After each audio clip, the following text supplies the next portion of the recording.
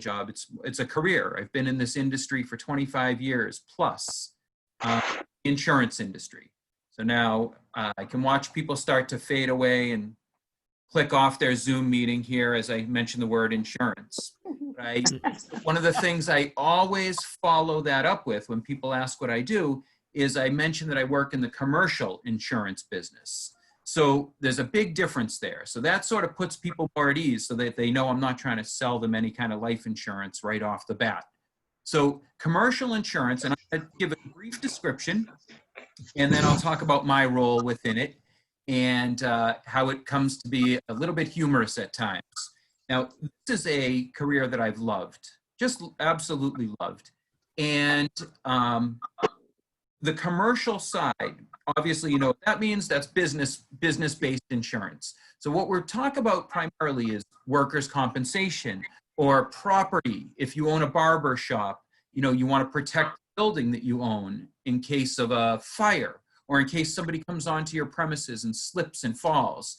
There's got to be coverage there. Otherwise, you can be wiped out by a single accident or incident. Even if lightning were to strike, you wipe out your entire business. So I'm sure we have varying degrees of expertise in the insurance field here. And the way it works is we have agents, like you see agencies all over the country in these little storefronts, and they go out to other businesses and they say, well, obviously you need property coverage or else, you know, you lose your business, your livelihood, and you need liability coverage if somebody were to get hurt on your premises. That's really the difference between the two. So they will sign somebody up and take a check because agents are great salespeople. That's what they do. Those applications are submitted to an insurance carrier, one of the big guys, like, well, I work for Hanover Insurance, but Travelers or Philadelphia or some of these insurance companies that are out there. And these applications get filtered down to an underwriter. And an underwriter reviews the applications, looks at all the paperwork, and decides, is this a good risk or not? You know, they say insurance is, you know, legalized gambling before gambling became legalized here. And that's pretty much what it is. And an underwriter, whereas where I started in the industry, and I'll get into that in a minute, is, Nancy, do you want to give me host responsibility? I'm sorry, not Nancy. I'm looking at Nancy. Debbie, do you want to give me host responsibilities? Sure. Okay. An underwriter will review the applications that come in, and they are only seeing stuff on paper. Hey, this building is 40,000 square feet, and this is what the client would do in that building. They're a manufacturer, or they're a warehouse, or something like that. So really, you're very limited as to what an underwriter might see. Review these applications that come in, which is where I come in. Now, I as I said, when I was about 20 years old, 21 years old, and I started as a customer service representative where I would answer phones. And God bless those people. I don't know how anyone does it because no one calls to tell you you've done a good job. Every time the phone rings, I think you know what you're going to expect. Somebody's ready to lay into you. Somebody's ready to have a problem with something. From there, I moved to like a billing kind of person where I was at least able to work with paper of answering phones. And then I moved into, on the day I was about to be laid off, I had already done some pre-work. I moved into one of those underwriter roles that I talked about. So I was one of the people who used to review that paperwork and say, gee, this looks like a good operation. Let's insure them. Let's take our risk on these guys. After about 5 years of doing that, I was approached by someone in my current department, which we will call loss control or risk solutions. And he said, I'd like you to come work with me. He's still a friend of mine to this day. And this was, 15 years ago. And 2 companies ago, 15 years ago. And I said, what do you guys do? What's my responsibility? He said, well, you do a little of this, you move some paperwork, you review some stuff, and you get to work at home. I said, well, okay, in that case, I'll just take it. That's not an exaggeration. That's pretty much how it went too. He said the only deciding factor really was when he told me that I would never lose any ground from an underwriting standpoint, and I'll explain why. So I moved into a risk solutions, or let's call it loss control. I moved into a loss control position And from that loss control position, I realized what we were doing. We became the eyes and ears of those underwriters. Who they see paperwork, they see applications, they don't know what they're actually getting into. Yes, it says barber shop, but do they also do, I don't know, massage? Do they also have a nail, pedicure, manicure, pedicure kind of operation there? What else goes on in this place?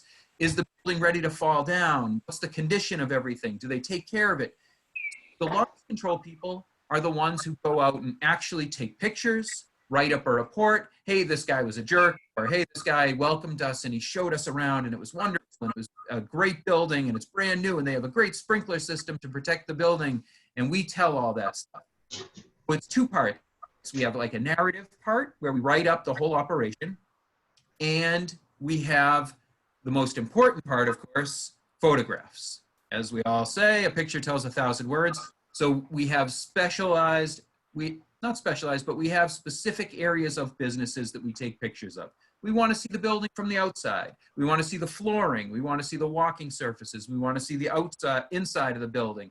We want to see the equipment that they have, their electrical stuff. So, you know, we get 40, 50 pictures at times for each operation that we go see. My company is nationwide. So, not nationwide, the company, we are a national company, sorry. So, one of the things, while I started going out and with a clipboard and a handheld camera, one of those big bulky guys that you have, and we would take pictures and I would write up these reports, I eventually evolved into a role where I sort of sit at a desk and I manage these reports for outside third-party companies. So I pay somebody else to go out and take these pictures and go submit the reports to us. And then I review them, see what I see, take care of some of the business, and pass our findings along to our underwriting team. Any questions? Anybody familiar with what this role does as a loss? Yeah, Phil? You're familiar, you say? Yeah, I've managed facilities for nationwide companies, and people would come into the facility whenever there was a renewal of coverage to examine the premises and assess the risk. Perfect. That's us. That's what we do.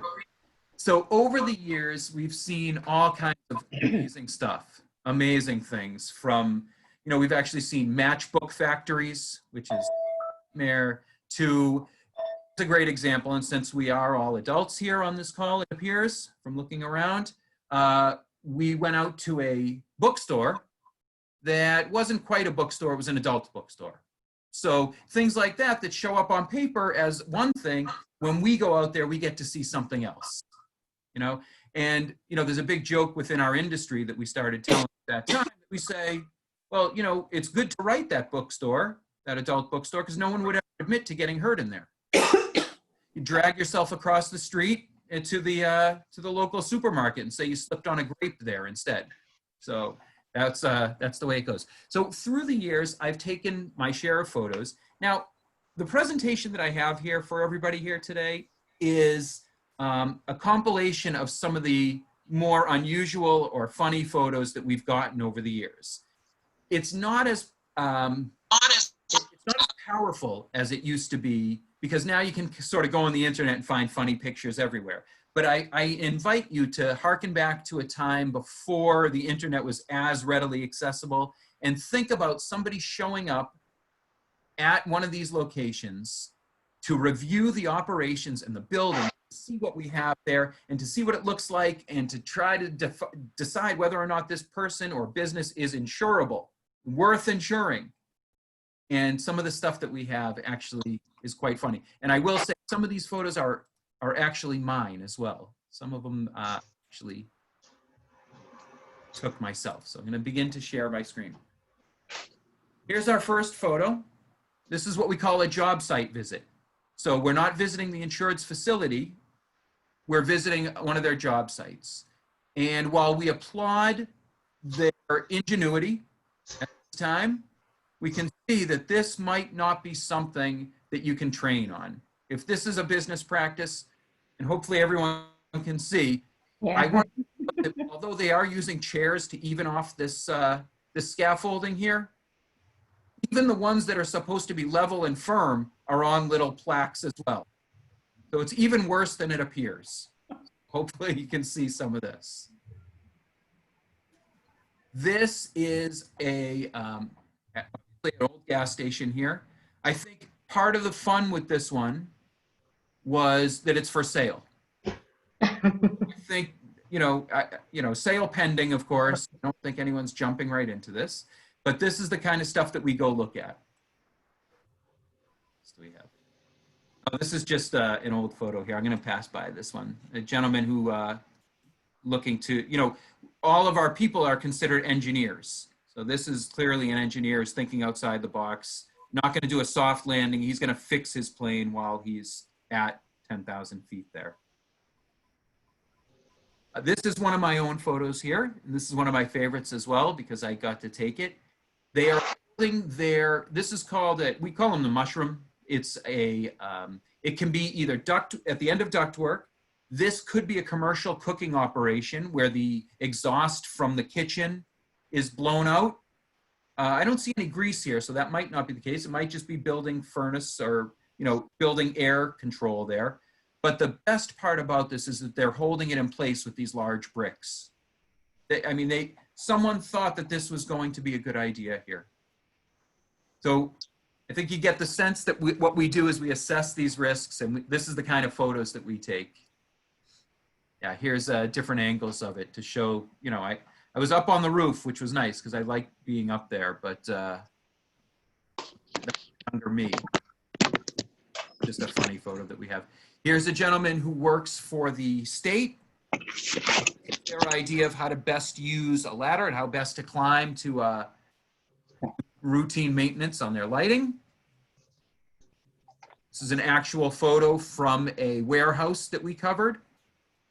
A great shot of ingenuity in action here. Oh, one of the things that we teach, of course, is fire safety. And I love this picture of training people actually how to use their fire extinguishers. You pull the pin, aim for the base of the fire, things like that. And clearly this is, another use of portable fire extinguishers that we see here. I love this picture. I can't remember if this was one of mine or not, but this is the backyard of a auto facility, not sales, but maintenance, like an auto repair shop.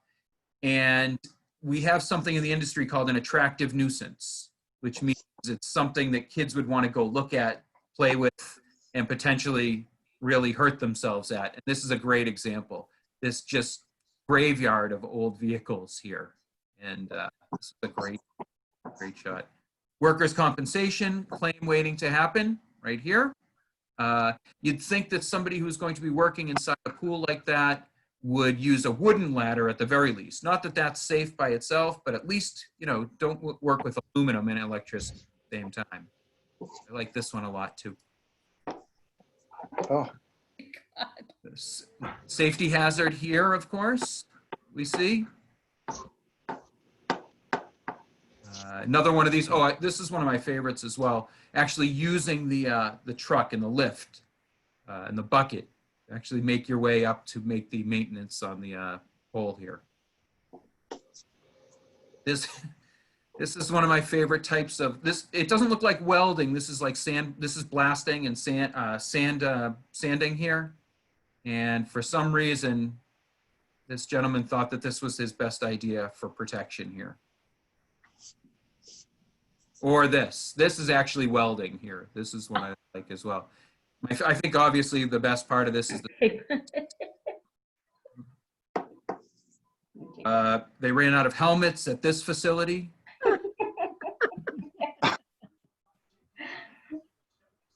My absolute favorite. This is my favorite photo of all because I took this one.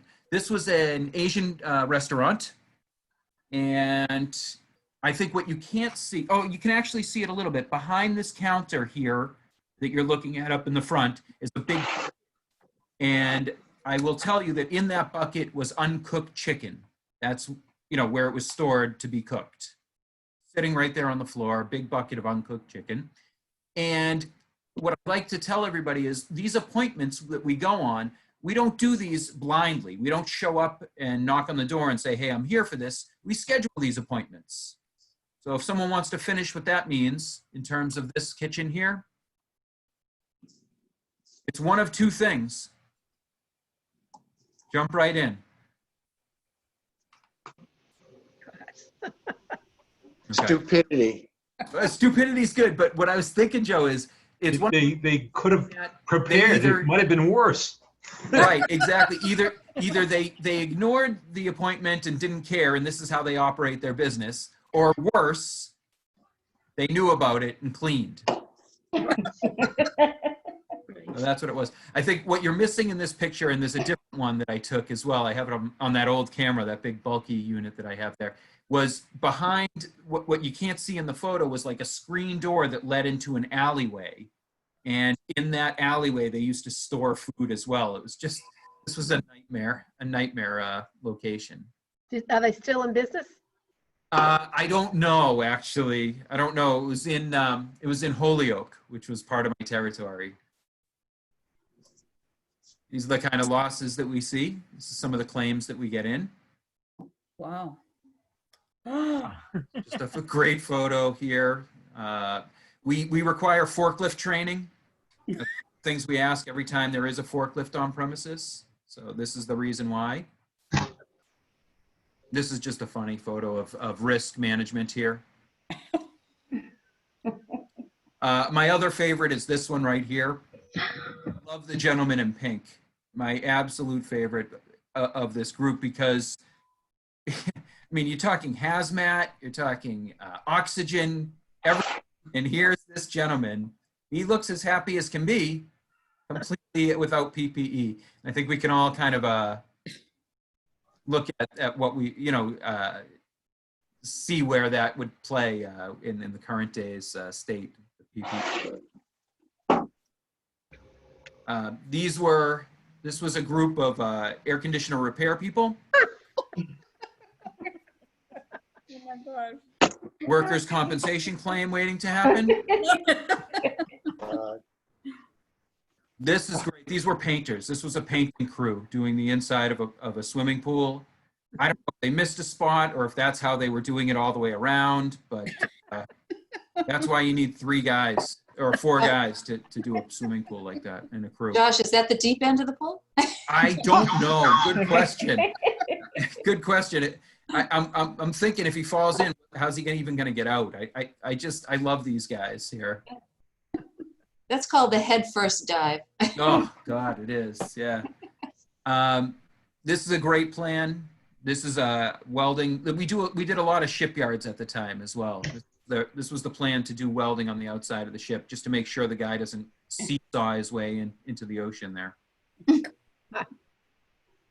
I have a few structural issues here that I took throughout the time. One of the things that we write is they call it builder's risk. So while the building is being constructed and while construction is going on, we get to visit the facility and see some of these geniuses of engineering and structural integrity here. And this was an escalator. It doesn't lead anywhere good. Video monitoring. Got one of these. I think there may have been a time where we told them to install exit signs, so they did. And then we had to tell them probably to install a security systems, closed circuit. Problems. I'd like to say that this was half done, but it's not in good shape at the moment. This was an actual photo taken as well. Hopefully you can see it. There's nothing you can do at this point. The brick's in, and this is just the way these people are going to have to look out their window forever here. Oh. This was a site. Hopefully they were taking down one or both of these staircases here. This was great as well. Decorative. This Whoops. was a real photo. Oh, Oh my God. I'm gonna go out on a limb and say that trains were not running on this track anymore. or door-to-door service. This was This is structural ingenuity. They needed the light there. I'm hoping this was once a door or will once again be a door. An ATM that doesn't quite make it. Is that you? No, no. It's, for the gentleman on the call. Oh, I'm flushing. Yeah. Those quarters. I think this might be my last photo, but I do want to mention this is a special photo for me as well. This was Maine, as if you couldn't guess. So what you have here is, now Maine gets cold, and a lot of these buildings up in Maine, they don't even have heat. They just use this, wood burning stove to heat their building, or to heat the structure itself. It's not a full building. It might just be an office or a single room structure of some sort. So we went into this building, and the guy's eating his lunch, and he's sitting next to this wood burning stove, and it's, like I say, it's Maine, so it does get cold. And what we loved is how close he stacked the wood, right, his firewood right next to the oven, right next to the stove. One of the things that we do is we send out letters after we're done, and we say, hey, you have these problems. Can you fix this? Can you make it better? Can you work on this? All these. We told this guy to move his wood away from the stove. Get your fire hazard. We got a photo back. And the greatest thing that I loved about the photo that we got back was this gentleman was sitting in the same chair doing the same thing, and about 2 feet of the wood was moved back. So the hazard really wasn't abated. He hadn't really moved in the photo. We kept it open. I think we probably canceled the policy or whatever, but this is my favorites just because, he's from Maine. He knows about fire and cold. And I love the idea that he just gave it a little bit of space, and that's about all he was willing to do. So that was what we have. So that's an example of some of the stuff we see, some of the stuff He we was have from Maine. here. He probably couldn't move the wood from there to there. Yeah, he may have had a whole team. He may have had people working with him. I can't remember what his operation was because it was a number of years ago, but that was fantastic. I loved having that guy and loved sending him a letter. And then when we got it back and he was still sitting in that blue chair was one of my favorite things as well. So that's just some of the stuff we see. And, it's such a big part of my life here. It's a 40+ hour a week job, and it takes so much of my time that I thought it might be nice to share that with everybody here. So that was the group of photos here. And I left a little bit of time here for questions or thoughts about what you saw or about the industry or anything like that. Like I say, it's been 25 years, so I've seen a number of different business units, different areas in the business. Go ahead. How much time do you give the people to correct their deficiencies? Yeah, it's a Do great they have question. X amount of time to correct the deficiencies? So much like you'd expect from an insurance company, we send a letter. It says, hey, get back to us in 30 days. After 45 days, we send another letter saying, hey, get back to us in 30 days. Oh. And then after that, all we do is we tell our underwriters who are in charge of the policy, and we say, hey, these guys, we sent these corrections. They didn't do it. So you decide how you want to handle it. We've done our job. You asked us to, we did, they did or did not correct them. So it's a great question. The follow-up to that question, of course, is how do we address it during the time of COVID? If we tell somebody they have to have their sprinkler system inspected or tested, how do we do that when we can't have people on site? So everything has shut down, including the visits themselves. Not only are my people, my third-party companies, my inspectors, not allowed to go out into the world, but the businesses themselves have been shut down as well. Where the motel is empty. There's nobody running the front desk, or the sporting goods store is not being run. There's no clerk. So there's no inspections taking place. There's nobody working on these recommendations that there's progress being made in either direction. It's a great question. Thank you. I have a question for you. So as your congregants, and they see that this is such a time-consuming job, how do you make time for music and being a cantor? How does that all fit into your life, the Right. balance? I love that question. So as I said, I do work from home. So that's a benefit because I can work strange hours. I can work whenever I want, which is great. Um, I want to admit that having this much time in the industry and at this job itself, I can kind of do it blindly. Like at this point, I know what to look for. I know what I'm doing. I'm pretty efficient and quick.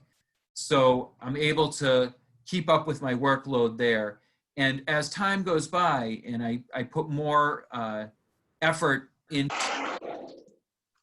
my temple life, which is what's going on over the past 5-6 years, including being a student at the same time at AJR. As more, I find that I wake up each morning excited about my congregational stuff, my temple stuff, my cantorial stuff, my rabbinical studies. Everything that I can do is what excites me and gets me up. Whereas the insurance side of it, when I said at the outset, I mentioned the word insurance and people are going to click off, I'm starting to feel more and more, I lean more and more towards that. It just feels like it's a job, I'm good at it, I'm efficient at it, but the passion comes with some of the work from being inside the temple. Right, right. Anybody else? So can I bring you to our musical side? Yes.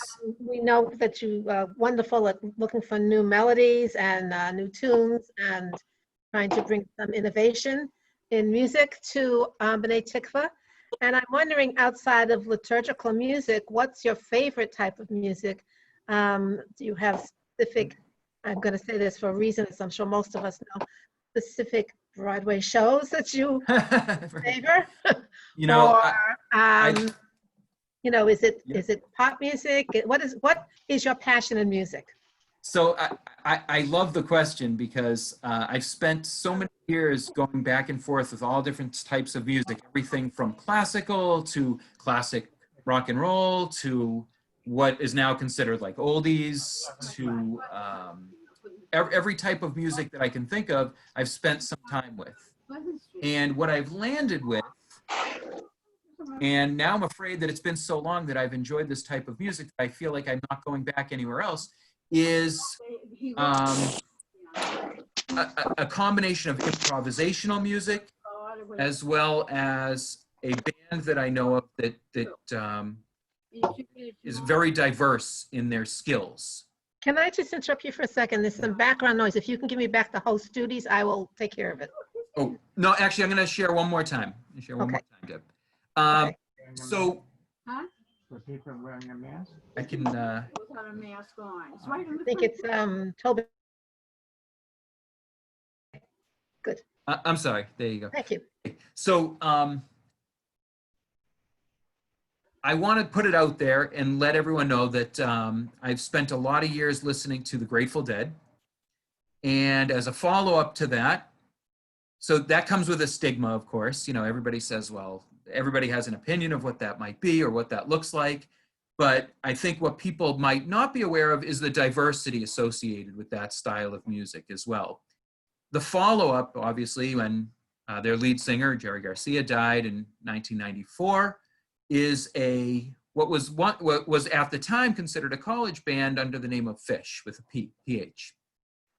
And one of the things, and I've stuck with them, and it's actually brought my family closer. My brothers and I go to concerts together, or have in the past. We listen to it. It's a common interest. We share the passion for it, and I have a little bit of sampling of some of the music that comes from them and what they do that I can share with everybody as well.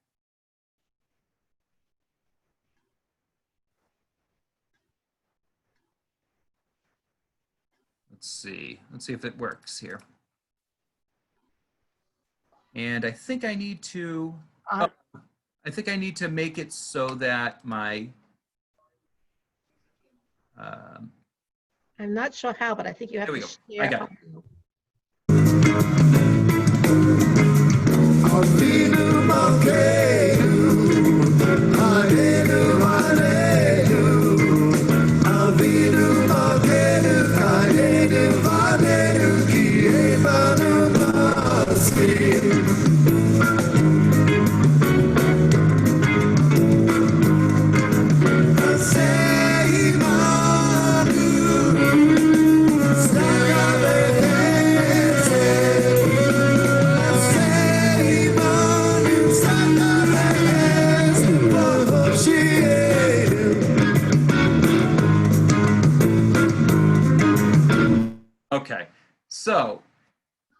I think we can all recognize the melody, of course, but I will say that that's just a sampling. And, you know, that's one of the things that they do. There is a Jew and a half out of those four guys in the band there.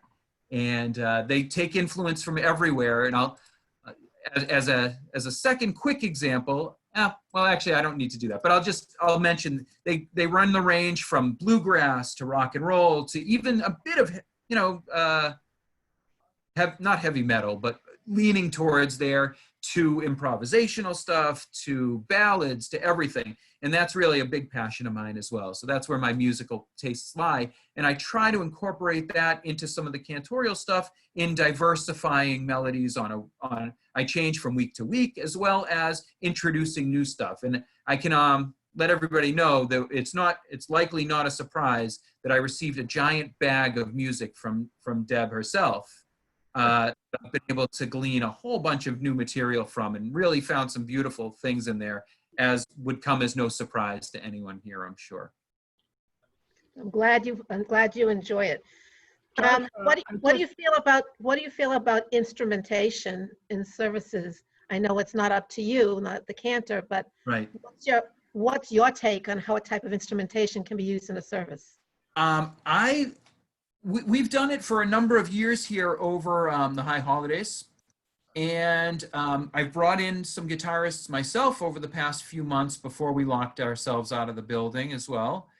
So I do like it. I think I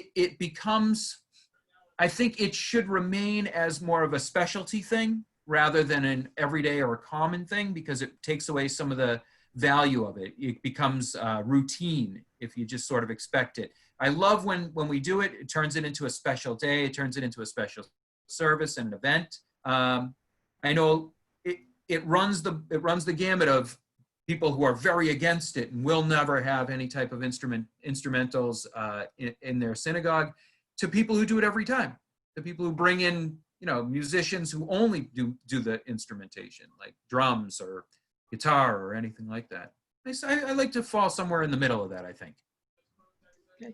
I'm sure others have questions. So if you weren't here from the beginning, Josh teaches at 4:30, and I know he has to leave shortly. So I'm okay if anybody has anything to follow up with. oh, okay. So Joshua, I just want to say that I happen to believe that a lot of the Hebrew songs are very beautiful to listen to, and that I really enjoy them, especially when it comes to the high holidays, that I've heard a great many songs through the high holidays when some of the older cantors have sung them, that are just beautiful to listen to.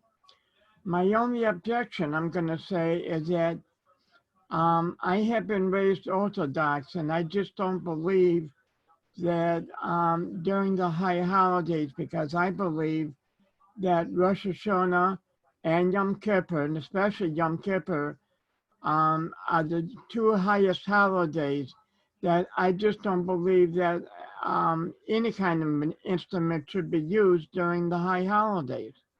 That's my view. Of course, and you're more than welcome to it, of course, and I appreciate the input there. I think, you know, there is certainly room for differing opinions, that whether or not we have this, and everybody gets taken into account for that. I agree with you in the early part of your statement as well. You know, I always feel like you get cheated, because those high holidays carry with them their own melodies that you only get to use 3 times a year. And then you have the rest of the year where you just prepare for them, and there's an emotional and a physical, of course, letdown after those holidays, because you put so much into it in terms of preparation. And I'm not talking just cantorial. I'm talking about people who prepare the synagogue, people who prepare the seating arrangements, people who prepare the service schedules, the lists, the rituals aspects of it. And then when it's over, you have a big letdown from it. And I too love, like you said, I love some of the high holiday stuff. I think about it all year, and I wait for the fall to be able to hear it, do it, sing it, be part of it. And And I'm hoping for the best for this upcoming year as well. Mm. It should be very interesting to see what's going to happen in September because it's. We have, yeah. I'm kind of waiting for the senior centers to open, and I don't think the senior centers are going to open until, if we're lucky, maybe in September. But yeah, I know it's I not. hope I know so. they're not going to open for the summer. Yeah, I hope you're right. And we have great people already working on what our community high holidays are going to look like Yeah. as well. Nancy, I Yes. think Nancy Swartz. Nancy. So I'm amazed at your schedule. I don't know when you sleep because you do. Yeah. I mean, you're You know- doing the insurance underwriting, you're doing the cantorial, you're teaching religious school, you're leading the healing services on Tuesday, you're Yeah. studying for the rabbinate. Hey, Do you you know have what, any Nancy? time for just you? Yeah. You know what's funny? At the end of the day, I usually hit the sack around 12:30 or something. At the end of the day, I hate going to sleep. I hate it. And the reason I do is not because, I mean, I'm usually exhausted, but the reason I hate it is I tell myself that I've given up on the day. Like, that's it. Nothing else can be done today. That's it. I feel like I've lost. Oh, the day beat me. You know, the clock beat me today. That's it. It's over. I have nothing. There's nothing left. Now I'm going to sleep and nothing's going to be accomplished. So it's kind of a funny way to think about it. But yeah, thank you. I appreciate But what about you? What about time for just you, Joshua Grossman? If you ask my family, and my brother especially, he would tell you that I watch too much TV. I don't know how that's possible, but that's what he says. So between the two of us, we share. We have been participating since, I guess it must be about 4 months now, in Daf Yomi. So every day we read a page from the Talmud, Aleph and Bet, and there are times we try to come together once a week to discuss the week's readings. And that's been a source of joy as well. So staying on top of that's a lot of fun. And it's just another piece that we get to do together. And the resources that are available online, Safaria and so forth, are unbelievable for Talmud as well. So we've had a lot of fun with that. Yeah, Deb. So at what age did you decide that you wanted to have a musical background and become a cantor? I know you have a strong history, both parent and grandparent. Right. But I'm wondering if you just fell into it or you made a conscientious decision. Were you singing in choirs when you were a teenager? What is that musical background? You know, it's funny. Aside from temples and aside from synagogues, I actually rejected singing. We did a school play. I'll never forget, in the 7th grade at Schechter, and I thought I'd really, be a wise guy and say, oh, I'm not going to be in the play. I'll just do the lights. And I remember the teachers used to say, you have to sing. You got to be part of this. And the same thing goes for like the Torah reading, because at Schechter you read Torah on Mondays and Thursdays. So they'd be like, oh, why aren't you reading Torah? Well, when can you read Torah for us and all this? And I just used to reject it and fight against it. And then about the time I turned 13 for bar mitzvah, I had my bar mitzvah in Sharon at the temple that I and Reba Levine were part of there. And I then had another bar mitzvah, or if that's what you want to call it, at my father's temple in Quincy, and then another at my father's temple in Norwood, and then a final one in Israel at the Wall. So at that time, I was, then you're about 14 years old, and I started saying, okay, this is something I can do and something I can enjoy. And it just sort of snowballed from there. I went into a shul in Quincy, and then another shul in Quincy, and then Norwood, and then the rest is history once Norwood moved into our building here in Canton. So, But you're very enjoyable to listen to. I mean, because you have very good talent as far as your singing voice, and you're very talented as far as being Well, thank able you, to Jerry. listen That's nice to. of you to say. Thank you. so any other questions, everybody? I'm sure it's our opportunity. It's Cantor Grossman Unplugged. Unplugged behind the bema. So any other questions you have? Did I miss the juggling or the magic show? I'll work on that. That'll be next year. That's next Okay. year's hobby. Okay. You have I'll a add parting that. Yeah. Thank you, Josh. Thank You you, have a guys. parting song for us, Josh? A what? A parting song for us, maybe? Just a little, Oh, I hadn't thought about that. something that's inspiring you these days, or you're working on? I don't mean to put pressure on you. You don't have to. I just thought if you had something you'd like to. Actually, it's funny. I haven't been. That's all right. It's okay. Well, I'll think Even of, if you have a Goyish song, that maybe you have a favorite song. It doesn't have to be Hebrew, and it doesn't have to be Israeli. Just any song. well, let me open this up. Does anybody here have a song worm that's been going through their head? Yeah, something from the Grateful Dead or Bob Weir. Yeah. Yeah. Josh, do you Yeah. still have that? That would be a long song. You still have that 4-part harmony on your computer if you're hosting? Oh, that was so wonderful. Oh, yeah. That was beautiful. I always thought a very parting song to me when I was growing up and upon leaving shul, like on Friday nights, was always to be able to sing Shalom Aleichem. That it was kind of meaningful to me, and so sometimes that goes through my head. That well, here we are Friday night, and it's time to sing Shalom Aleichem. So that would be a good parting song. So I'm trying to find something that I've been thinking about here. Shalom.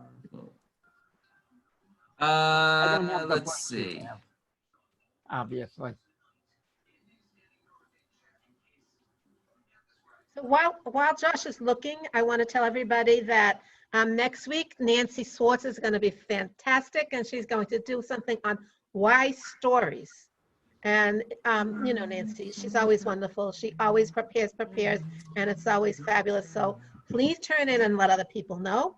And then the following week, Joe Donegan is going to be taking us on a trip through Broadway, memorabilia, and everybody knows what connection Joe has to Broadway, how many times he's been there, how much he loves and puts his passion and his heart into it. And Bonnie goes along for the ride. And she also used to help Joe when he ran theater in Hull. She used to make all the costumes, and his daughters would do the choreography. So that should be a fabulous end to our run on B'nai Tikvah Live. And we might meet once or twice in the summer at night if something special comes up, but that will be it for now.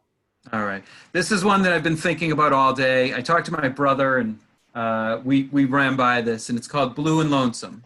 It's a bluegrass melody that translates well to today.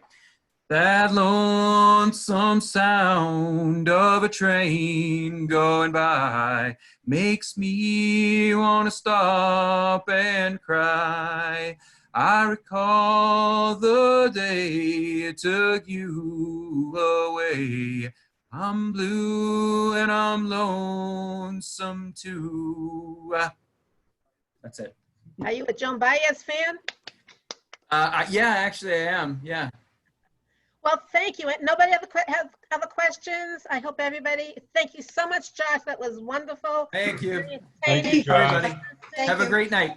Everybody else Thank enjoy. you, Josh. And I'll stay on for a moment, please.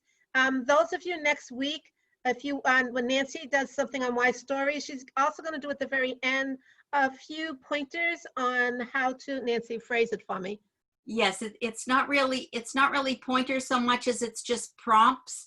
If any of you want to write your own personal stories, it's hard to just get started. So there are many great prompts, and I can give you a bunch of them. And then afterwards, if you want to go off and start writing your own personal stories, I would strongly recommend it. So come with pencil and paper if that's what you want. We'll do it at the end. So if it's something you're not interested in, you can leave.